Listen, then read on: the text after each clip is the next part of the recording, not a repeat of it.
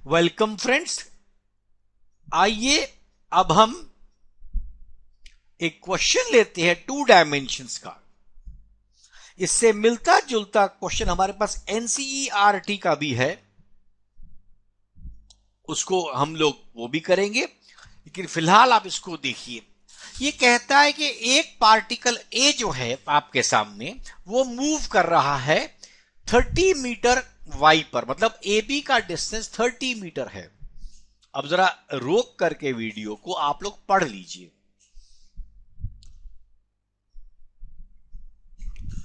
जिन्होंने पढ़ लिया उनके लिए ठीक। अब मैं इस क्वेश्चन को पहले हम फिजिकली समझते हैं।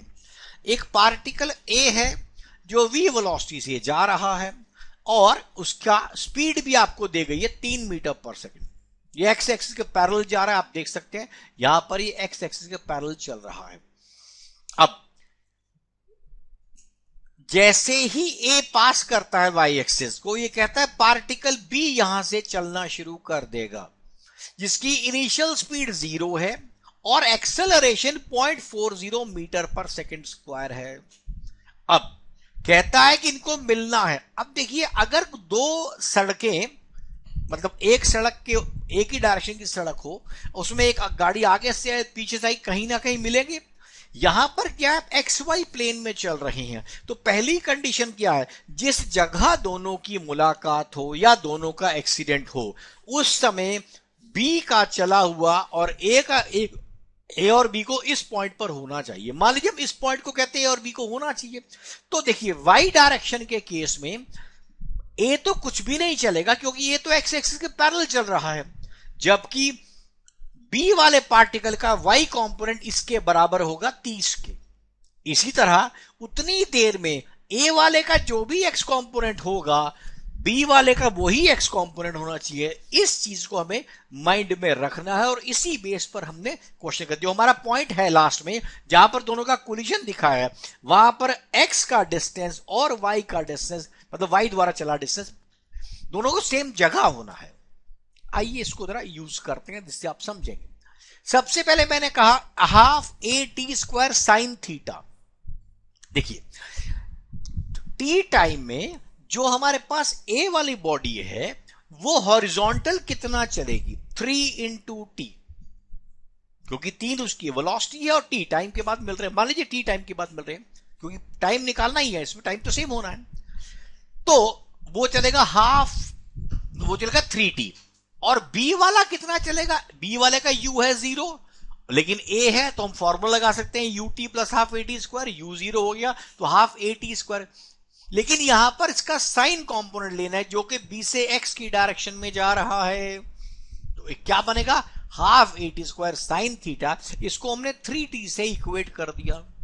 अब अगली बात ये, अब हॉरिजॉन्टल डिस्टेंस, मतलब ये वाला तो हो गया हॉरिजॉन्टल डिस्टेंस। अब वर्टिकल को हम इक्वेट करते हैं। वर्टिकल में बी ने तो कुछ भी, बी ने ही चलना है, ए ने कुछ नहीं चलना, तो वो क्या बन जाएगा, half a t square sine theta की जगह कॉस थीटा, क्योंकि कंपोनेंट बदल गया।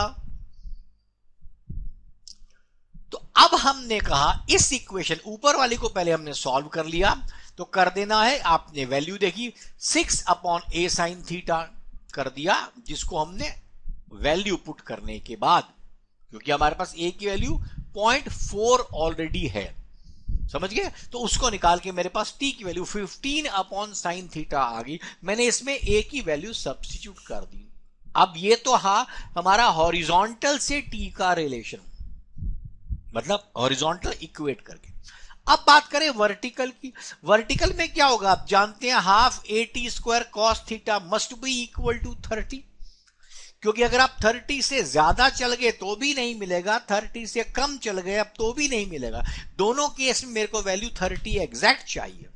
अपन ने क्या किया, इसको इक्वेट कर दिया। अब हमारे पास इससे मैंने टी स्क्वायर की वैल्यू निकाली, जो मेरे पास 60 अपॉन ए कॉस थीटा, ए की वैल्यू आप जानते हैं 0.4 है, वो मैंने रख दिया, तो टी स्क्वायर की वैल्यू 150 बाय कॉस थीटा आ गई। अब सुनिए, आपको टी चाहिए कि थीटा चाहिए, क्वेश्चन में क्या पूछ रहा है, व्हाट एंगल, मतलब थीटा चाहिए। अपन दोनों के टी को एलिमिनेट कर देते, मैंने पहले वाले का टी स्क्वायर निकालिए, दूसरे वाले के टी स्क्वायर से आपने इक्वेट कर दिया।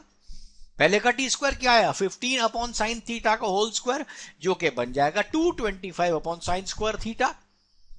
और दूसरे केस में टी स्क्वायर क्या है 150 बाय कॉस थीटा, अपन ने इसको लिख दिया।